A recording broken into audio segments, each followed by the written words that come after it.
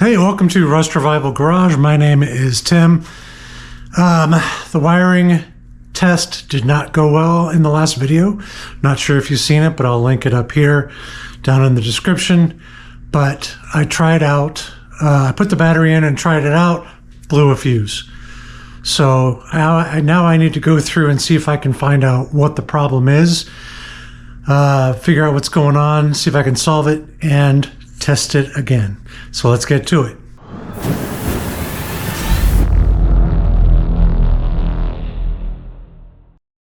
So one of the things I should probably do is get the battery out of here just in case, but also want to be able to make sure I can check connections. So I'm going to unhook the positive and go from there. Okay, I'm not saying that this is the problem, but it is the first problem I've found. And it's my ground that I've had from my frame to the inner fender well. It's been there forever and I had to paint it. I did not put that back on. Just look down here and this was not connected. I would want to sand this out because I've painted this, and what's under here was actually, I just painted over this. So I do know that this ground was not active. The other thing that I thought I had a ground that went from the engine to the frame. I thought I had a ground that went from the engine to the frame, and I do not. What I do have is this ground that goes from the engine, back of the engine to the firewall. And that one I did sand away. When I put the engine back in, I did sand that and made sure I had a good ground connection from the back of the engine to the firewall. But I think I need to do something that gives me a good ground from the engine to the frame. So I got that one sanded, got that back in tight. So now I've got that ground. Over here, I've added a ground underneath that. I sanded underneath this. And what I'm going to do is ground this over here to this side of the engine. So I will have a ground from here till the engine to the frame as well. Okay, so we've got a ground from the engine to the frame. Or the engine to the firewall. Got a ground that goes from the frame to the fender well, and that was something that was originally there. That ground is something that I've always had. I did not replace it. Okay, so this is the batch of engine section wiring that has extra leads on it. So these are actually all capped off and nothing was really touching. So I know it's not that. I did check the wiring that's going in through the firewall. The only thing I'm maybe not sure of is on this fuse. This one is the either 915 or 916.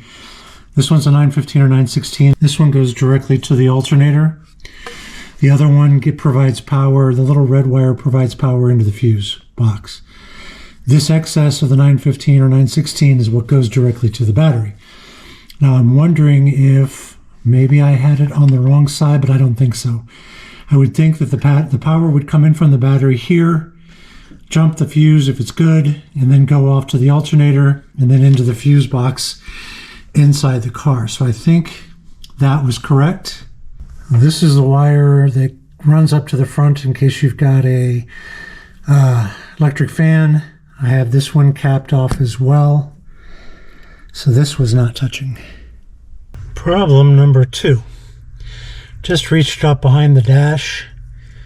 This bulb is supposed to be plugged in and it was not. Now I'm wondering if there was a good chance this metal was touching something maybe it wasn't supposed to. I don't know. But that could be a problem. It's one of the dash lights, I think. And I think this is the one that is part of the dash lights that sends the fiber optic cable over to the ashtray. So that could have been a problem. The other thing I need to do is check the fuses that are in the actual fuse box up in here, just to make sure none of those were blown as well, because I actually don't know how far the problem went. Might have found problem number 3. This is the console. There's a light bulb in here, and to say that this is on here tight would be a gross overstatement. It's barely even attached. The bulb itself is connected. I was kind of thinking about that. I was like, did I make sure I had that bulb plugged in and could the wire be touching? So I did do that correctly, but I did not do this correctly. So I'm going to tighten that down. Went with a better location for this. It's kind of a little bit less out of the way and it's much tighter on there now. So yeah, let's button the console back up. Okay, so the problem that I had did not reach into the fuse box. Inside, all of these gauges are still fine, or all of these fuses are still fine. Pulled each one of them out, checked them, they're still good. I think I may have found my problem. I was underneath the dash looking up, and I noticed there were only 4 wires hooked into my ignition switch. And there should not be 4, there should be 5. So let's take a look.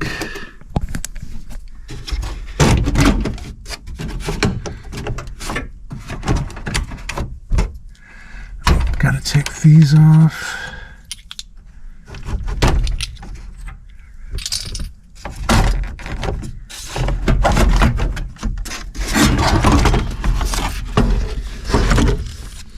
And there she is. Look at that sucker, just hanging out. I don't know if that was it. Again, got to check lots of other things, but this was not plugged in. There are 4 wires hooked in and 5 on that section. All right, that gives me some hope. And again, this is where that other light bulb was supposed to go. Okay, so I've got my wires out. What I'm going to do, what I should have done was put them back in the original holder, and I didn't do that. So this one slipped out on me. So I have a feeling that it's going to work a lot better if I can get everything plugged in correctly to this and then attach this back to my switch. Okay, I've got new terminals on these 5 that are supposed to go into the ignition switch. I'm going to drop them in here. I got to figure out what the correct order is again, and drop them in here. Attach that back to the ignition switch. Okay, got that back on. Everything is nice and tight, not coming out. It's always a good idea to pull on it pretty hard and make sure they don't come out, because when you plug it in, you could lose them there. So give that a try. Hopefully we should be good to go. All right, so that was fun. Oh man, the hardest part of this whole job is you got to put 2 little nuts on 2 bolts that stick out in here, and you've got to feed the nut up in there to get it on. And without, obviously, look, I cut my hand up the last time I did this. It is just a nightmare. But I've got this in, and those 2 nuts and bolts are actually grounds. It grounds the whole instrument panel and all of that. So I had to make sure that those were in.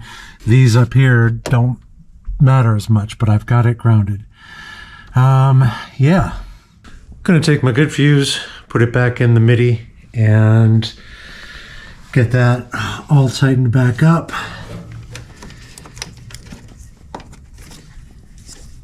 Oh, I gotta forget, I think fuse goes in and then these on the outside of the fuse. Let me look it up. Okay, so the ring terminals do go on first, then the fuse, and then we can screw down the nuts. And then we can tighten the nuts.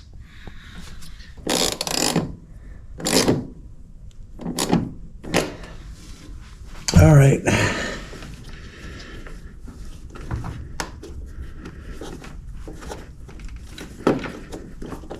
Good to go.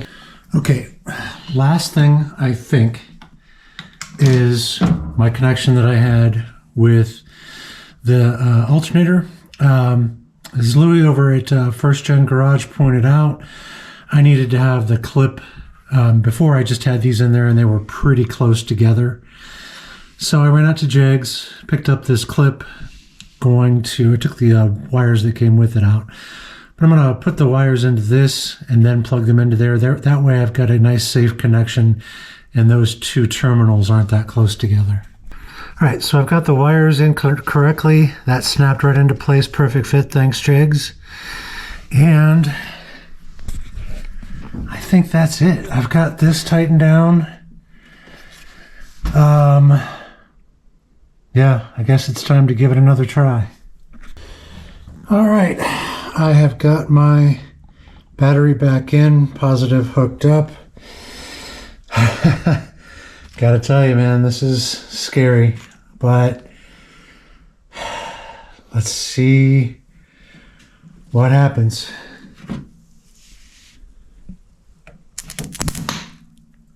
Did it again. Got a spark here, and I heard a little crackle over there.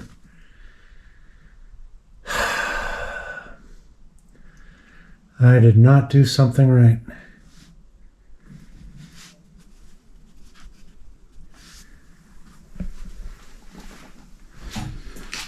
Just to check the headlights.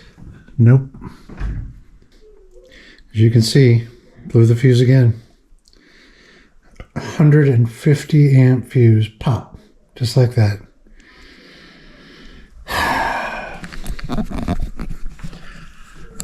I am confused.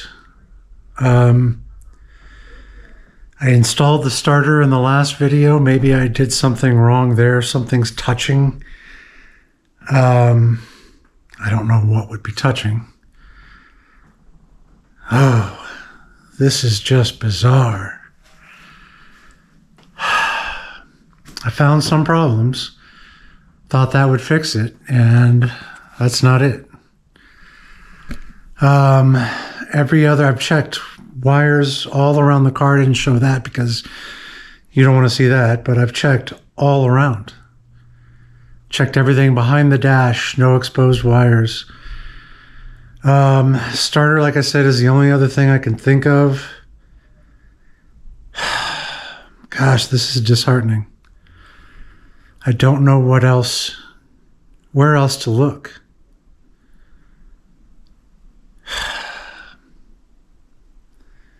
Maybe I can get a buddy of mine to come check it out. I don't know. This is tough. I honestly don't know what else there could be.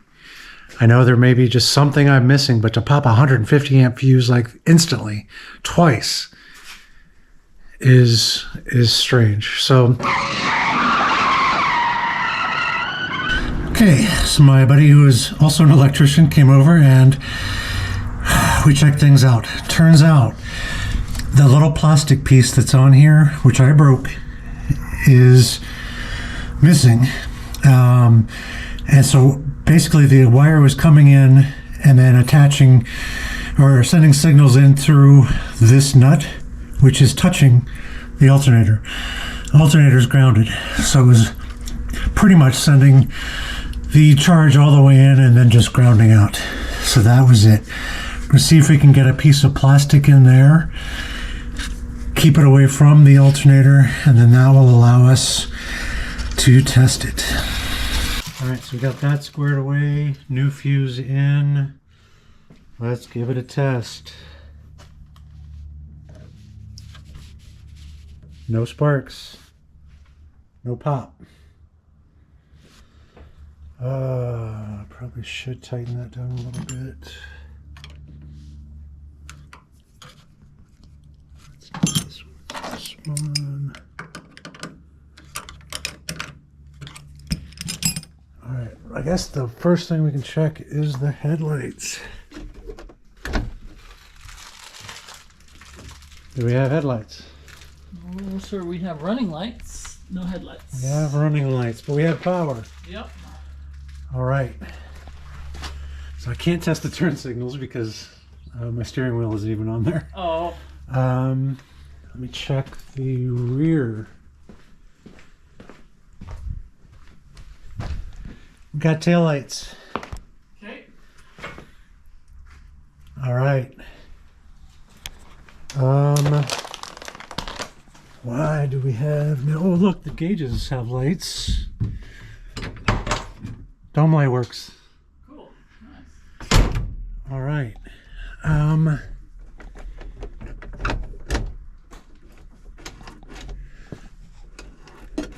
There you go. Wait. Headlights. Well, that's weird. So you have highs and no lows? Um.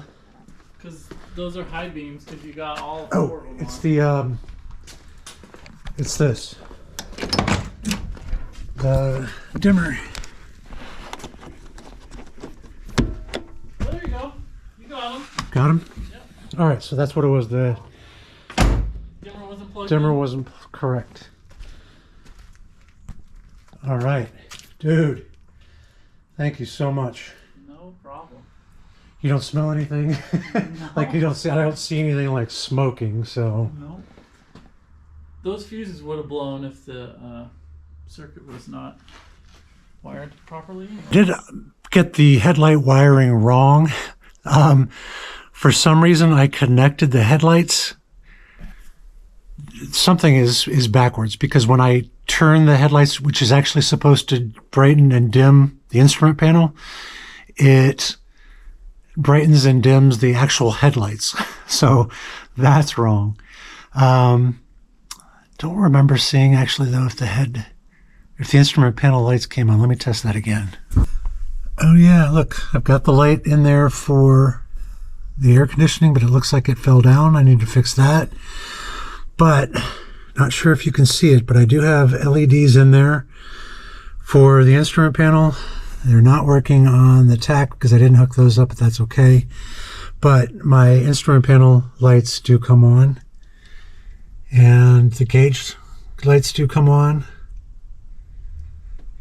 and yeah, I cannot start it up. I don't have the car itself hooked up, but things are working.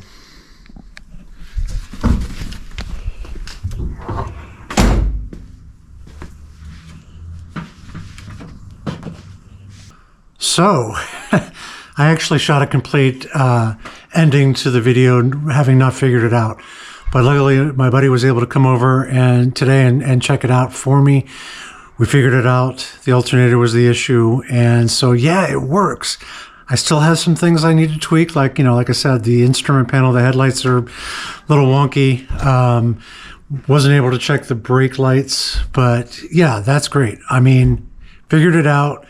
It's always something little. I mean, one little thing, that little plastic piece on that alternator, we used a piece of rubber tubing on the bolts that comes out of the alternator, and then a little plastic piece to then go up against the back of the alternator. Then we use the two nuts to then hold on the wire. So everything is good to go now. So yeah, more to come with this Pontiac. The rewiring itself is kind of done. But I need to get the engine, everything put back together. I need to get the radiator in, do all of that kind of stuff. So if you can subscribe to the channel, I'd appreciate it. For those of you who have been following along this whole wiring expedition, I hope this helps you out in some way. I'd love it if you could subscribe. My plan is to take this car, this 1968 Le Mans, which I haven't really driven other than just around the block a couple of times. I haven't driven it very far in 23 years. So I'm going to take this car on Power Tour, the 2025 Power Tour this year. So yeah, if you could follow along with that, I'd appreciate it. Leave me any comments down below if you have questions, or if you saw any other issues that I might have had, let me know. And like the video, if you got anything out of it, I'd appreciate it. Thank you very much for tuning in, and we will catch you next time.